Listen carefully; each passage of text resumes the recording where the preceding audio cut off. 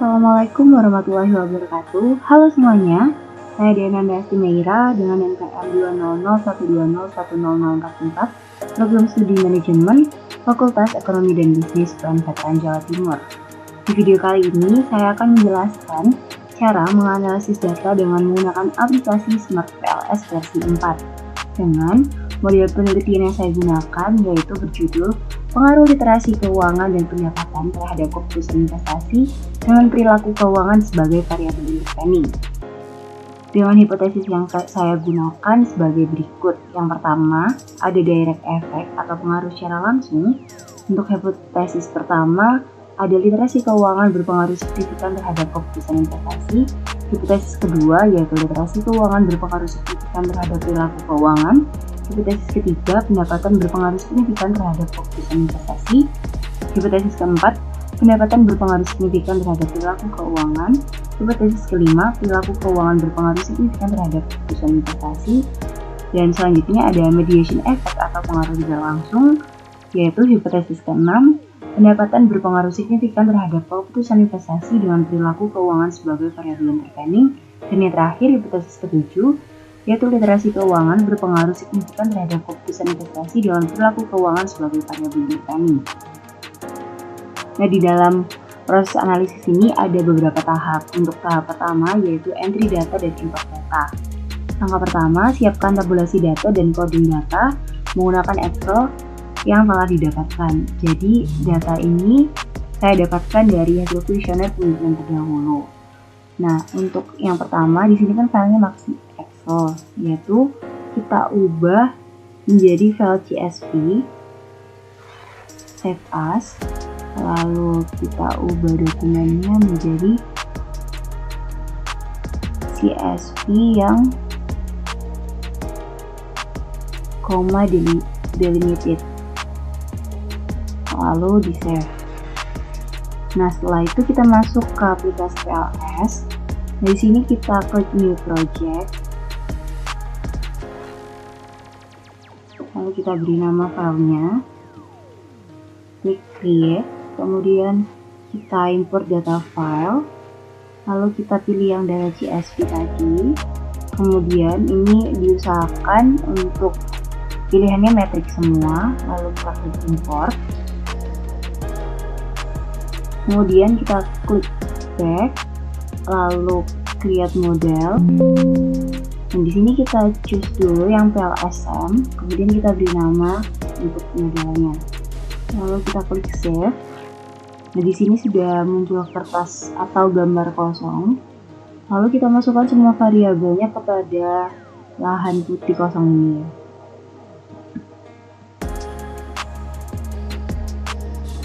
Ini kita save, lalu kita tarik dan kita paste di sini. Ini bisa diganti nama.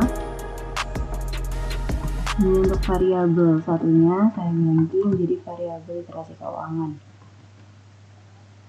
1. Ini bisa diperkecil supaya terlihat semuanya. Lalu ada pendapatan, ini sebagai X2. Caranya sama seperti tadi. Enter. Lalu untuk variabel ketiga ada variabel yang biasanya, yaitu perilaku keuangan. Caranya masih sama seperti yang tadi.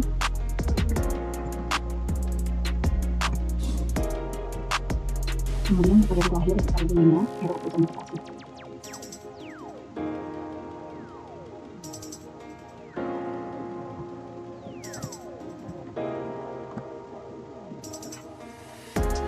Untuk arah panahnya ini bisa diubah-ubah sesuai dengan keinginan kita, dengan panah kiri untuk berubah ke sebelah kiri.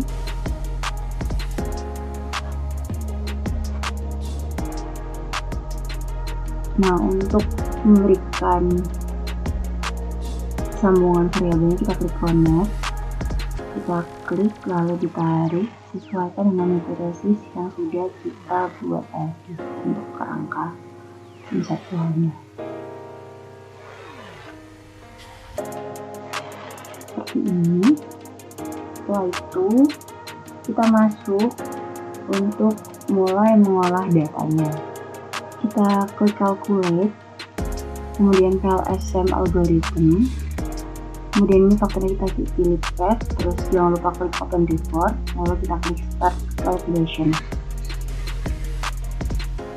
Nah, di sini sudah keluar hasilnya, bisa diperkecil untuk melihat lebih jelas.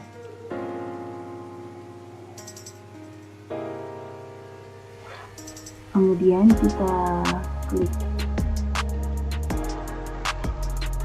edit. Nah, di sini kita sudah melihat hasilnya kan.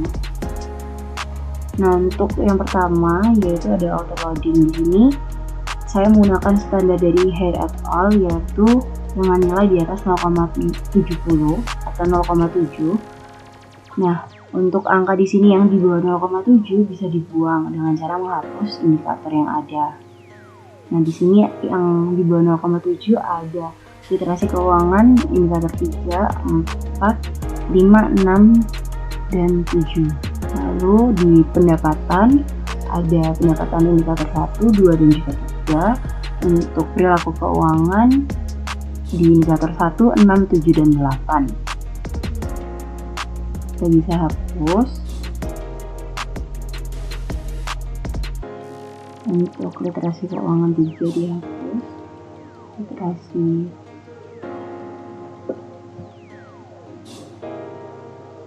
ini kita hapus 3, 4, 5, dan 6. Pendapatan 1, 2, 3 mungkin dihapus. Lalu ada perilaku keuangan 1, 6, 7, dan 8. Ini kita juga hapus. Nah, setelah kita menghapus nilai yang di bawah 0,7, kita bisa lakukan calculate lagi ke algoritma dan kita start calculation lagi. Kita masukkan hasilnya sudah di atas 0,7 atau di sini sudah menunjukkan hasil di atas 0,7 semua, yang berarti datanya sudah valid. Nah, di sini auto loadingnya tadi itu sudah menunjukkan angka di atas 0,7 karena yang tadi di bawah 0,7 sudah kita buang atau dihapus indikatornya. Lalu yang kedua, evaluasi construct reliability dan if AV dan juga Cronbach alpha deconstruct. Nah, di sini variabel di sini mulai dari composite, reliability, Cronbach alpha sampai AV memiliki nilai yang valid karena sesuai dengan kriteria yang telah disampaikan tadi, yaitu composite reliability di atas 0,70, Cronbach alpha di atas 0,70 atau 0,60, AV di atas 0,50. Nah, di sini kecuali pada nilai pendapatan, jika kita menggunakan standar 0,70 dinilai tidak valid pada Cronbach alpha karena nilainya 0,66. Nah, untuk selanjutnya kita bisa lihat di diskriminan validity. Untuk yang pertama ada uji Fornell-Larcher. Nah, Fornell-Larcher ini outputnya dilihat dari garis melintang yang disebut juga sebagai akar AV. Nah, ini, dan ini itu disebut akar AV. Dengan memiliki prinsip yaitu akar AV harus lebih besar dibandingkan korelasi antar variabelnya. Nah, di sini dilihat dari datanya, semua akar AV terpenuhi, yang berarti bahwa secara keseluruhan item atau variabel pengukuran memiliki validitas diskriminan yang baik dalam metode Fornell-Larcher. Nah, untuk yang kedua dari HTMT. Nah, HTMT ini di sini itu nilainya harus di bawah 0,90. Nah, pada data ini nilainya semua di bawah 0,90, yang berarti validitas diskriminan terpenuhi. Kemudian yang selanjutnya ada cross-loading. Nah, di cross-loading sini harus berkorelasi lebih tinggi dengan variabelnya, namun juga harus berkorelasi lebih rendah dibandingkan variabel lainnya. Maka di dalam nilai ini, keputusan investasi dia berkorelasi lebih tinggi dibandingkan variabel lainnya.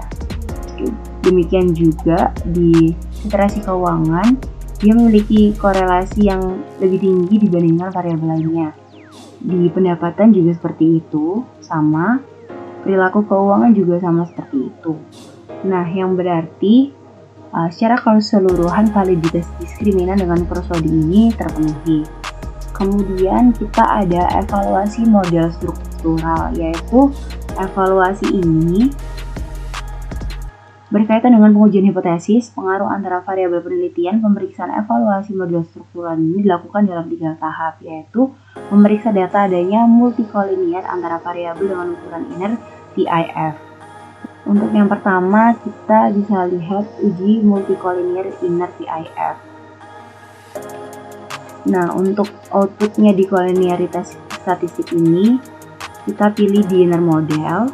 Nah, semua variabel di sini harus berkolerasi rendah, yang berarti tidak ada multikolinier yang tinggi di antara variabel. Hasil ini menguatkan estimasi parameter dalam SAMPLS bersifat robust atau tidak bias. Karena di sini hasilnya menunjukkan di bawah angka 5. Untuk selanjutnya ada analisis yang diukur dengan koefisien determinasi atau R-square. Nilai R-square ini digunakan untuk mengukur tingkat variasi perubahan variabel eksogen terhadap variabel endogen. Selain itu juga ada analisis yang dihitung dengan predictive relevance atau Q-square, di mana Q kuadrat lebih dari 0 maka mengindikasi bahwa variabel-variabel konstruk eksogen memiliki relevansi prediksi untuk variabel konstruk endogen. Nah, di sini kita melihat di R-square-nya terlebih dahulu. Kita klik R-square. Kemudian, di sini berdasarkan tabel R-square ini menunjukkan nilai overview di atas bahwa besarnya pengaruh literasi keuangan, pendapatan, dan perilaku keuangan terhadap keputusan investasi adalah sebesar 52,8%. Sedangkan besarnya pengaruh literasi keuangan dan pendapatan terhadap perilaku keuangan adalah sebesar 15,4%. Nah, untuk selanjutnya kita masuk ke dalam uji prediktif relevance atau Q-square. Kita klik edit.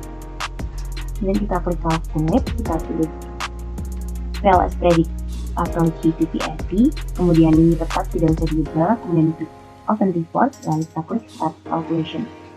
Kita tunggu sebentar.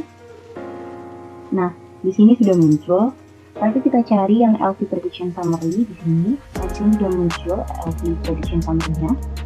Ada nilai Q-predict. Nah, tabel ini menunjukkan bahwa Q-square lebih besar dari 0. Hasil tersebut menunjukkan bahwa variabel eksogen memiliki relevansi prediksi atau predictive relevance untuk variabel endogen. Untuk selanjutnya kita akan masuk ke dalam uji hipotesis. Nah, untuk uji hipotesis kita klik edit, lalu kita klik calculate lagi, kita pilih bootstrapping. Kemudian yang tidak usah diubah, BCA bootstrap, kemudian ini 0,05, lalu kita klik jangan lupa klik open report, kemudian klik start calculation, kita tunggu sebentar. Kemudian kita klik start coefficient. Nah, di sini kita lihat di original sample, kemudian T statistik, dan juga kita bisa kecil, dan juga p-values. Nah, berdasarkan tabel-tabel di original sample, T statistik, dan juga p-values menunjukkan bahwa untuk yang pertama, pengujian hipotesis 1 menyatakan bahwa literasi keuangan berpengaruh positif dan signifikan terhadap keputusan investasi. Hasil pengujian menggunakan Smart PLS di sini menunjukkan bahwa nilai original sampel pada literasi keuangan terhadap keputusan investasi yaitu sebesar 0,403 dengan nilai T statistik yaitu 3,288 dengan p-value sebesar 0,001 atau lebih kecil dari 0,5 sehingga dapat diartikan bahwa hipotesis 1 diterima. Lalu untuk hipotesis kedua, yaitu menyatakan literasi keuangan berpengaruh positif dan signifikan terhadap perilaku keuangan. Dengan hasil uji hipotesis menggunakan Smart PLS menunjukkan bahwa nilai original sampel di sini sebesar 0,351, nilai T statistiknya sebesar 3,051 atau lebih besar dari 1,960 serta p-values sebesar 0,002 yang berarti kurang dari 0,05 sehingga dapat diartikan bahwa hipotesis 2 diterima. Kemudian untuk hipotesis yang ketiga yaitu pendapatan berpengaruh positif terhadap keputusan investasi dengan hasil uji hipotesis menunjukkan bahwa nilai original sampel yaitu sebesar 0,262 dengan nilai tes statistik 2,278 atau lebih besar dari 1960 serta p-values sebesar 0,023 atau lebih dari 0,05 sehingga dapat diartikan bahwa hipotesis 3 diterima. Kemudian untuk yang keempat yaitu pendapatan tidak berpengaruh terhadap perilaku keuangan. Dengan hasil uji hipotesis menggunakan SMART PLS di sini menunjukkan bahwa nilai original sampel itu sebesar 0,71, nilai tes statistik sebesar 0,697 atau kurang dari 1960, dan juga nilai p-values-nya sebesar 0,486 atau lebih dari 0,05 yang berarti bahwa H atau hipotesis 5 ditolak.